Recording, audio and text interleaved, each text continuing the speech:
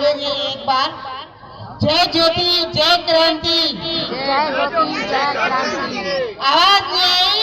जय ज्योति जय क्रांति जय सावित्रीबाई फुले। जय ज्योति जय क्रांति जय सावित्रीबाई फुले। मेरे से पिछले वक्ताओं ने बहुत कुछ ज्योति माँ के बारे में बता दिया।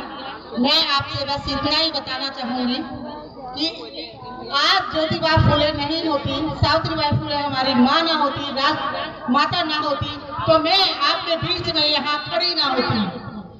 और हमारे को जो छोटी सी लड़ाई ताकत से लड़ते हैं, वो ताकत से लड़ने की जरूरत नहीं है। अब वो एक छोटी सी कलम हमारे हाथों में दे के गई है, उस कलम से हम अपनी हर लड़ाई हर जीत को हासिल कर सकते हैं, उस छोटी सी कलम से। और आज की जरूरत, सबसे पहले मैं ये बताना चाहती हूँ, आज की जरूरत क्या है महिलाओं के लिए? आज की जरूरत महिलाओं के लिए क्या है? बस शिक्षा का अधिकार।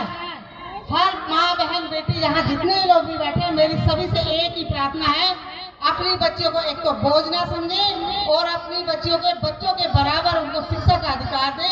उनको पढ़ लिख कर जब तक वो अपने पैरों पर डिपेंड ना हो जाए, उनको संस्कारों का दहेज शिक्षा दे। जो शिक्षा है वही संस्कारों का दहेज है।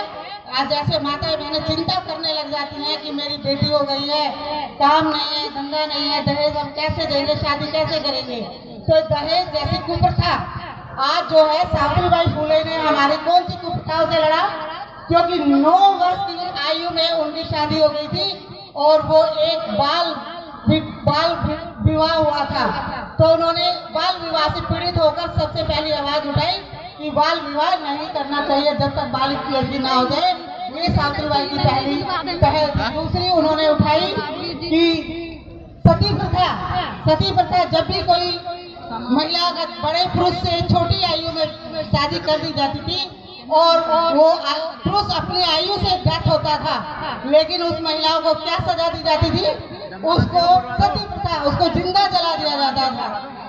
तो आप बताओ कितनी बड़ी कुप्रथा थी वो, कि हमारा क्या अपराध था कि विधवा हो गए? वो अपनी उम्र में मरे थे, क्योंकि एक जो आया है जगत में जो जाएगा। और मैं इसलिए कहती हूँ, और फिर जो विधवा हो जाती थी उसको जिंदा जला दिया जाता था। इस भयंकर कुप्रथा से सावित्रीबाई फुले ने हम सबको निजात दी, छुटकारा दिला। फिर भी उसके बाद निश्चित नहीं बैठे। जब भी कोई विधवा होती थी तो उसके महिलाएं, खुद हम महिलाएं एक दूसरे के उसके बाल इस तरह से नोच के उखाड़ते थे कि बस उसका बखार नहीं किया जाता था। और उसको गाय भैंस बकरी से भी बदतर खाना दिया जाता था। सर्दियों में उसको गर्म बिस्तर नहीं दिया जाता था, खाने के लिए उसको वो भोजन नहीं मिलता था जो सारा परिवार भोजन करता था। इतना अत्याचार होता था उनके पास। और मैं भी एक विधवा हूँ और आज मैं गर्व से सीधा डाल के आप सबके बीच में खड़ी हूँ, तो मैं इसके लिए श्रेय देती हूँ माता सावित्रीबाई फुले को। उनके चरणों में बारंबार नमन करती हूँ।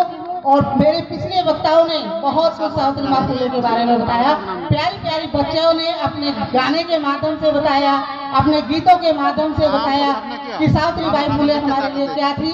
आज हम बच्चा जाने कि सावित्रीबाई फुले कौन थी।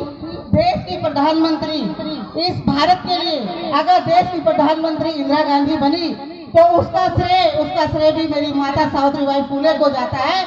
अगर वो शिक्षा नहीं देती तो देश की प्रधानमंत्री इंदिरा गांधी और देश की राष्ट्रपति प्रतिभा पाटिल जी कभी ना बनती। आज देश की रक्षा मंत्री, अभी पिछले वक्ता ने बताया कि बच्चे जहाज चलाती हैं, ट्रेन चलाती हैं। ये सब तो छोटी